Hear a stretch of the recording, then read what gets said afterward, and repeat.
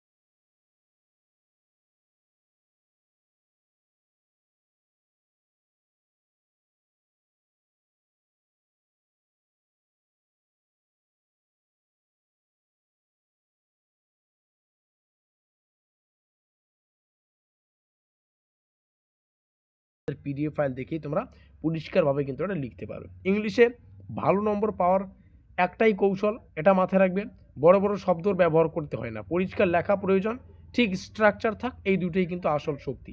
তো এই নোট তোমাকে এটাই কিন্তু মানে তৈরি করতে সাহায্য করবে। যদি মনে হয় এই মেজর টু ইংলিশের ফুল নোটস তোমাদের কাজে লাগবে, তো অবশ্যই আমাদের অফিসিয়াল যোগাযোগ নম্বরে যোগাযোগ করো।